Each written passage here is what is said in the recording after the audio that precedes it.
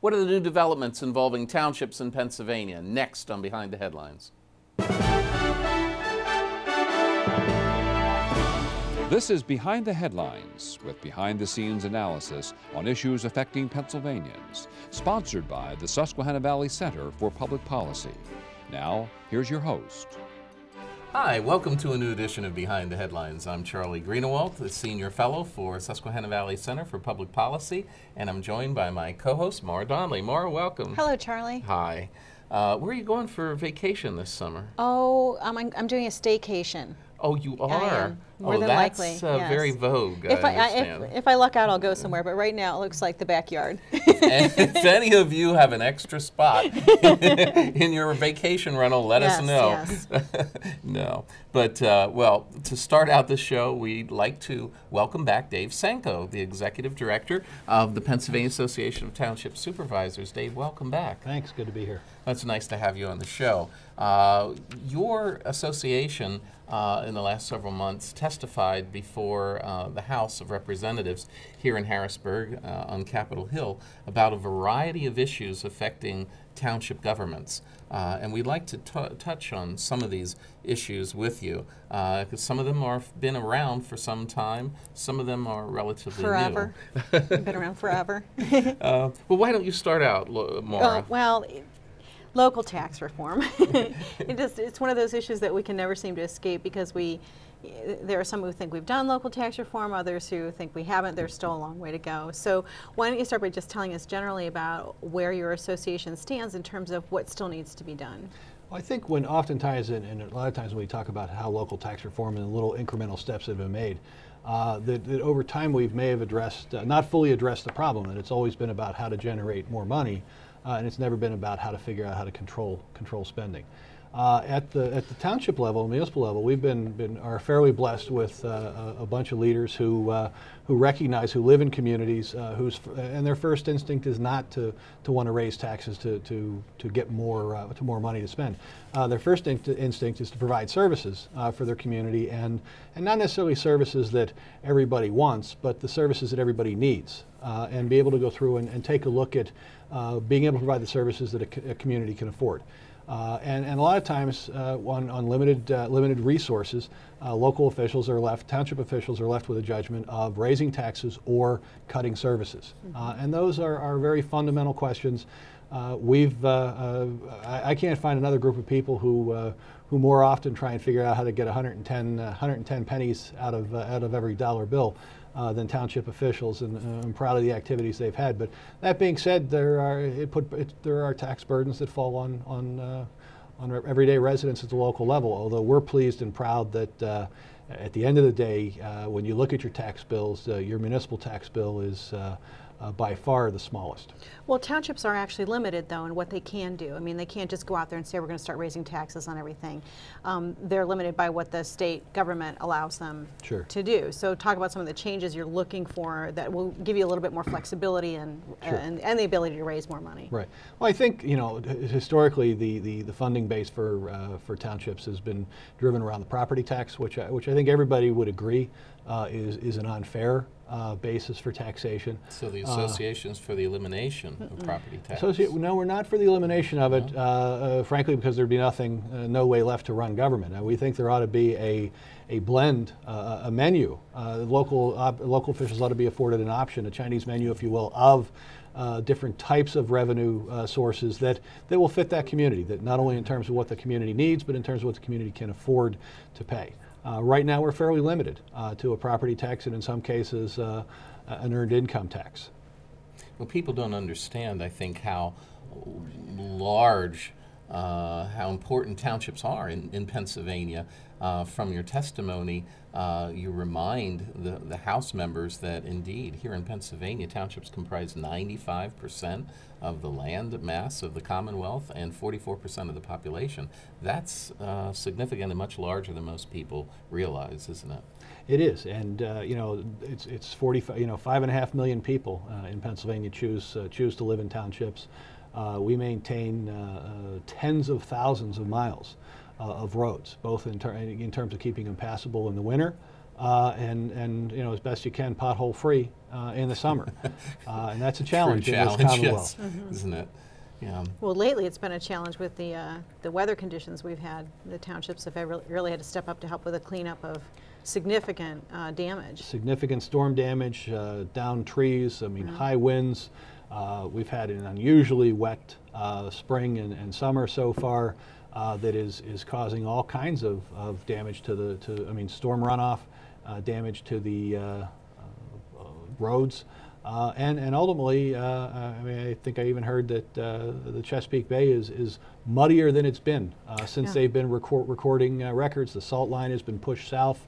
That we've had, you know, close to 10 inches more than normal total rain. So there are things that, and those aren't things that are in anybody's control, right. But they're things that you have to react to and be able to deliver on. And have to be paid for. And they have to be paid for. The cost of that stormwater runoff, the cost of highways, the cost of public safety, of emergency response are all things that are not something you can do on the cheap.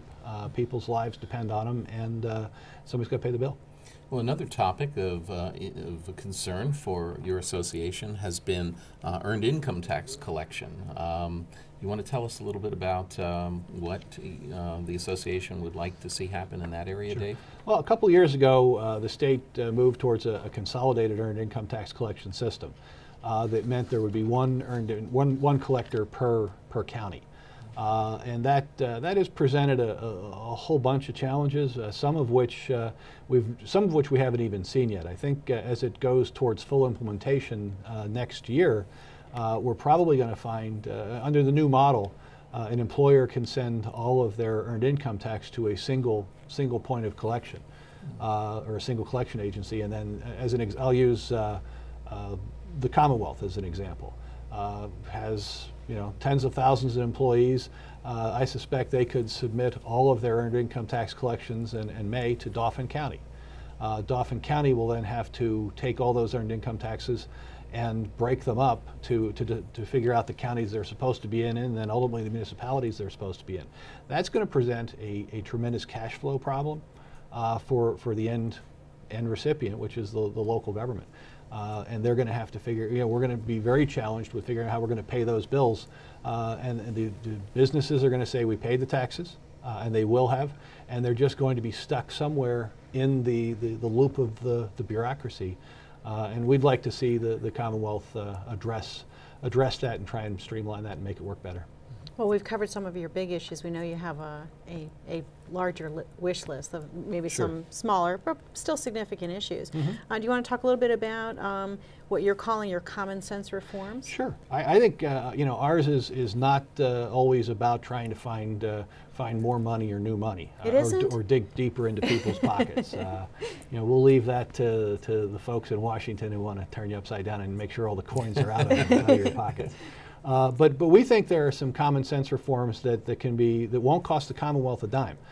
We know the Commonwealth is in the middle of a difficult economic cycle, and the state budget is pretty thin. We're not going to Harrisburg with our hands out looking for money, but we are going to Harrisburg looking for a hand up, looking for some mandate relief. You know, changing the bidding requirements, incredibly costly processes that we have to go through, changing the thresholds, not to do anything in secret, not to do anything untoward, but just moving the process along, being able to do it more affordably. Moving to electronic advertising for public meeting notices and bidding requirements. Penn State did a study a couple years ago that said that local governments in Pennsylvania will spend $26 million a year just in advertising public meeting notices. Wow. Now, I got to tell you, it's admirable support for the newspaper industry. I think it is. The newspaper industry wouldn't want to do without. But they're missing a whole group of people who aren't reading. It's true. So it's true. There are a lot of people who aren't reading, and as we look at subscription rates, they're going down. As we look, frankly, our concern is in getting the word out to more people. Right. And quite frankly, we think that at this point, the option of electronic advertising, whether it's on our websites or a larger state website with Google searches and all those things, you can get word out to a whole lot more people, a whole lot faster, and a whole lot cheaper. Yes. And those savings while we think will bring additional transparency and additional public awareness, will also save communities money from what they're currently spending. That'll enable them to provide some of the other public safety and road services that communities demand without having to raise taxes. Okay, well, we want to thank you, Dave, for coming in and talking to us about some of these other points. And we want to remind our viewers that you can see us again on YouTube, and you can watch all of our archive shows on thevoiceofpa.net, on the Voice of Pennsylvania. You can see us, and of course you can see all of our position papers and background material on our website for Susquehanna Valley Center for Public Policy. We'll be back with the second segment right after this. Behind the Headlines is brought to you as a public service by the Pennsylvania Business Council, envisioning a commonwealth in which residents enjoy a very high quality of life in sustainable communities. The Council works aggressively to define key long-term policy strategies and solutions that make the Commonwealth more competitive, creating and sustaining a better Pennsylvania. Additional underwriting provided by the Worrell Corporation Foundation, based in Carlisle, Pennsylvania, by the Edward H. and Jeannie Arnold Foundation,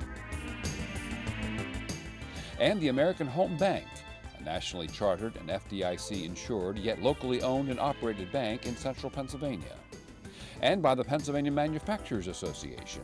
Business in Pennsylvania is our business. Behind the Headlines is also supported as a public service by Daily Express, transporting construction, farm, and industrial equipment throughout the United States, and by Penn Waste, your best local choice for your waste removal and recycling needs. Penn Waste is proud to be a locally owned business. Since the company's founding in 2000, it has employed many of its neighbors as members of a dedicated team of professionals. Penn Waste is proud of its many contributions to the people of its service area through support of numerous community organizations such as Christmas Addicts and the Junior League of York. One more way they improve the quality of life where they live and work. Hi, welcome back to the second segment of Behind the Headlines. On this segment of Behind the Headlines, we're going to have a new edition of the Arnold Report. We're going to have the chairman of Susquehanna Valley Center for Public Policy, Ed Arnold, talking about a variety of topics. Ed, welcome back to the show. Charlie, good to see you again. It's nice to see you too. And we want to remind our viewers that if you have any questions for Mr. Arnold, to please go ahead and send them in to Susquehanna Valley Center. Send us an email and we'll get your question posed to Mr. Arnold. Any question on public policy or finance or economics, and we'd be happy to pose that to him. We want to start out a little bit by talking about the state budget.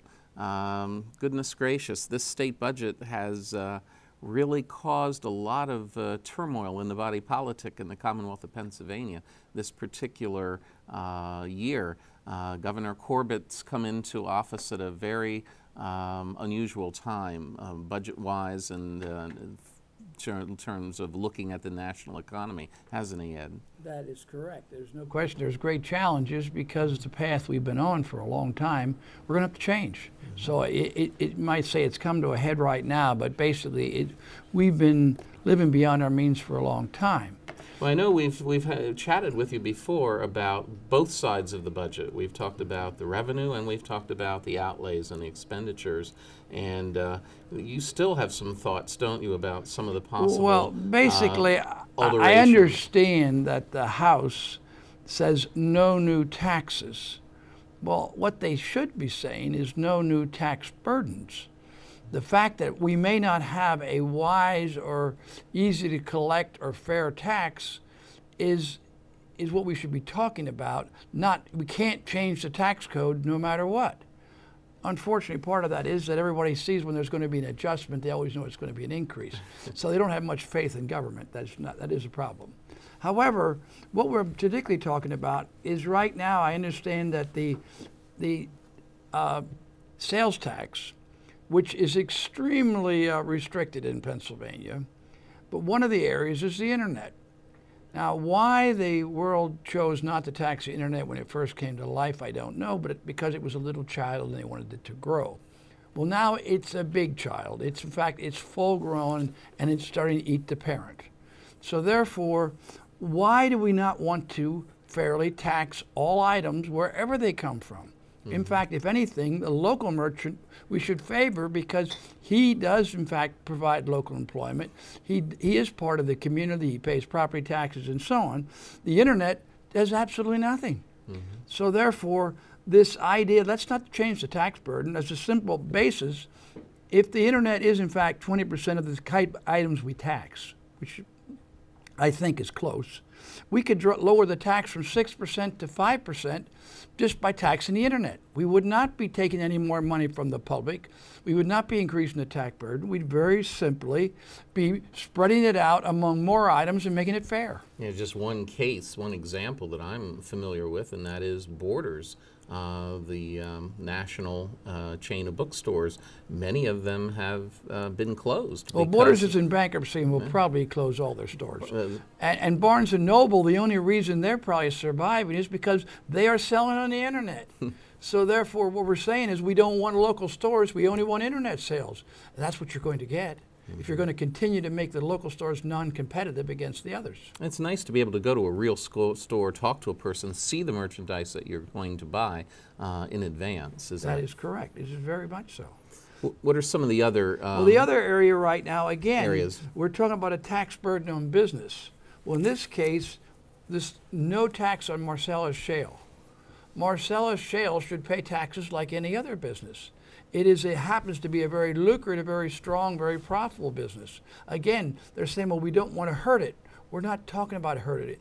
The people that are drilling know that it's a very lucrative business. They are doing it in many other states. It's taxed in every other state. And they're taxed in all the other states. So all we're talking about right now is let's take one of the taxes the other state does, which has been thriving with that tax. And we can place it, we can peg it at the lowest level. We could be the lowest taxed. Well, I don't know if we even need to be that, because supposedly our Marcellus Shale, the returns on your drilling, because of the lucrativeness of it's not as deep and it's richer and so on, actually it'll automatically be more profitable. Now the biggest thing is, what do you do with the money?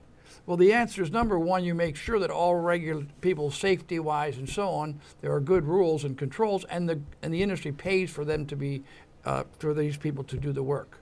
At the same time, we must reimburse the local governments for any road improvements, bridge improvements, maybe storage line improvements, whatever.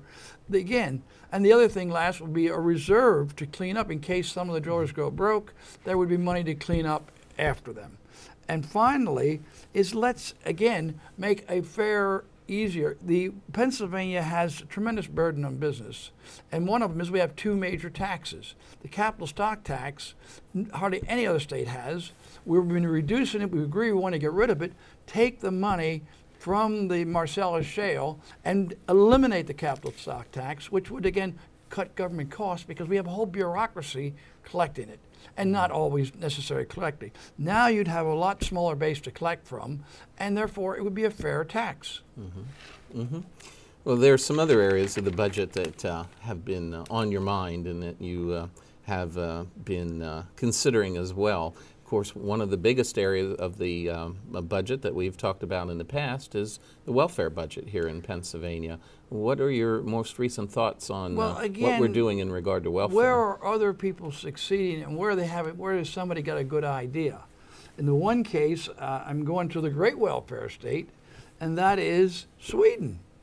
Sweden is getting their welfare more and more under control.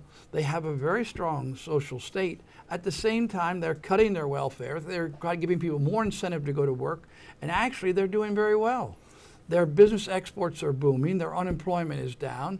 They're doing a good job because they're saying, we want to have people work. We don't want to pay them not to work.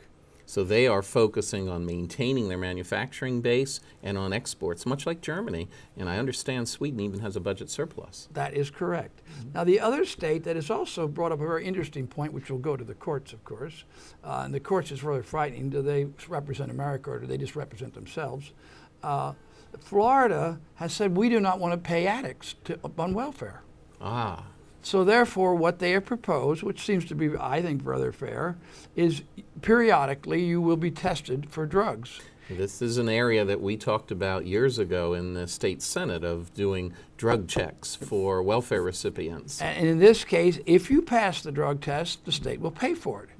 If you fail it, the state will not pay for it, because we're not going to pay for you to be a drug addict.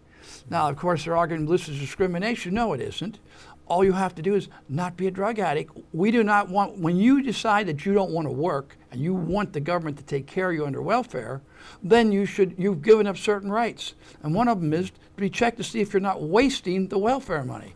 Obviously, using it to buy drugs is wasting it. And this can be done in a very non-invasive way now. I understand that drug checks can be done just through a small piece of hair. Oh yeah, it's extremely, the inexpensiveness and the efficiency of it is tremendous. So there's no question that this is a very, again, we're talking about in Pennsylvania, according to the Auditor General and according to the governor before he was elected, said there's $1 billion of waste in our welfare system. Jack Wagner, the Auditor General. Yeah, then why has our new budget increasing the spending on welfare? Why aren't we taking the $1 billion out if we agreed that it was there?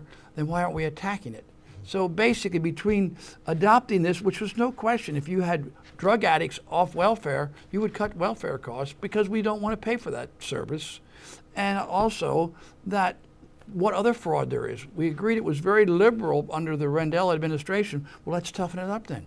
And therefore, we could cut welfare costs, and then we wouldn't have to cut education probably so hard. Indeed, Florida has been considering this, talking about it, debating it, and it has generated a little bit of controversy there. But they are very much cash-strapped in Florida as well, perhaps even more so than Pennsylvania. Another area that when we're talking about welfare is we talk about corporate welfare. Here in the state for a number of years, we've had something that I believe you've called film welfare. What is film welfare? Well, again, looking at what other states are doing. Basically, film welfare is a tremendous tax break, a tax break that actually costs the state more money than it generates, and we know this.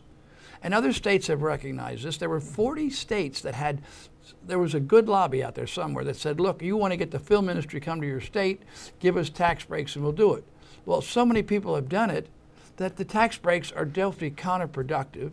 And we have an office here in Pennsylvania to encourage the use of this tax break. Their job is to try to get films made here in Pennsylvania, and they've been up and running for several years now. And I understand that we admit it, that this is costing us a lot more than it is producing in jobs. So this is not a wise job producer. I think if we were to look at our corporate welfare generally, we would see that the jobs that a lot of these tax breaks are creating are very limited, and they're not a good investment. Mm-hmm. And since we're again looking where do we spend our money wisely, we've got to definitely address this. Mm-hmm. That I think that the our whole budget, to go back and do a sunshine and say we're going to start at the beginning. Now, if we could do the perfect tax code, if we could have the perfect taxes, have the perfect spending set up, what will we do? And work towards that. Where basically the budget that I've seen right now, it seems more the same. And unfortunately, as I think you talked about earlier, is the Senate and the House are at odds right now. So here we are, we have both Republicans, and they can't agree on what the right thing to do. Mm-hmm. Well, one of the things that we were talking about in regard to Sweden was a strong manufacturing base, that wealth is being created there. It leads to strong ability to export your goods and services, and it results in less welfare, it results in more employment, it results in a better quality of life for everyone. What are some of the things that Pennsylvania and Pennsylvania government should be looking at over the course of the next year as we move past this first Corbett budget? And what should the Corbett administration and the House and the Senate be looking forward to do to encourage the creation of wealth in the Commonwealth of Pennsylvania? Well, again, I think broad-based question. A fair tax system. Right now, we have a very high income tax, but we also look the other way when people incorporate in Delaware and bleed off their income to Delaware. So what we're saying is if you are a truly honest, straightforward citizen, you will pay the very high tax in Pennsylvania. If you are a little creative, Pennsylvania doesn't care, and you can take your earnings out of Pennsylvania and not pay the tax. Interesting thing is all of our policymakers know about that loophole, but yet none have moved to finally end it. That's right, because there are certain large corporations that are their friends, and therefore they don't want to rock the boat. Another thing that we have is the we give these tax credits, I believe they are, or whatever, to create jobs in new areas, yet we have no audit to check to see if they're doing it. We literally are spending tens of millions of dollars. A person writes up a nice business plan, says, I'm going to do this, this, and this. They get the money, and nobody ever checks to see if they did it. And in most cases, they're not doing it because they know they're never going to be audited. Obviously, that old statement, trust but verify. Again, this is something Jack Wagner has talked about. The Auditor General's office has been harping on for some years now. Yeah, and in neither administration. It is very upsetting that it would appear that a lot of the things that we complained about in the Rendell administration, we don't seem to be picking it up now and saying, let's make it better, let's change it. We don't want to rock the boat. What's your take on, briefly to end our segment together, of course there's been a lot of attention this spring and this summer about morality and politics. And of course we have the case of course, Congressman Weiner from New York. What is your take on morality and politics? What can we do to encourage perhaps a better quality of representative to be elected to public office, Ed? Well, I think the biggest thing is that if you know that if you act inappropriately, action will be taken against you, where there's a tendency, whoever, to be protected because, well, he's one of our boys, and all right, so he did a little something, so we'll slap him on the hands. I mean, only when it gets really major publicity does it finally cause a problem. It's too much to try to cover it up. I mean, right now, what we have, not in politics, but it's also power and money, which of course is in football. And the coach at Ohio State and the university appears to have turned a blind eye to what their football students were doing, because it was supposedly, according to the Sports Illustrated, common knowledge that if you wanted to see a football player, you go down to Joe's tattoo parlor, because they all hang out down there. There's a nice lounge there, and they'll sign autographs, and they sell this and they sell that. And they've proven also, there was a strange coincidence, nobody seemed to notice, that the football players, a lot of them, were driving nice new cars. But nobody bothered to challenge this for years. And this was sort of an all-organized at Ohio State. Well, yeah, I mean, it seems to be only in the football program because the coach, well, he won football games, so again, he's above scrutiny. And he had the similar situation at Youngstown State where he coached before. Exactly the same kind of situation where there were, again, aggressive donors, let's put it that way, or supporters of the college that decided that to help the football players and give them money. In fact, right now what's going to be very interesting is because these cars that we're giving, they didn't pay sales tax on it, so therefore technically the government's now looking for their tax money. Not only are they concerned about what the football players got, but nobody paid taxes. Oh my goodness. Well, thank you for being with us, Ed. We appreciate your insights, and we look forward to a new Arnold report here in the next several weeks. Be with us next time for a new edition of Behind the Headlines. You can catch us again on YouTube, and you can catch us on thevoiceofpa.net. We'll see you next time.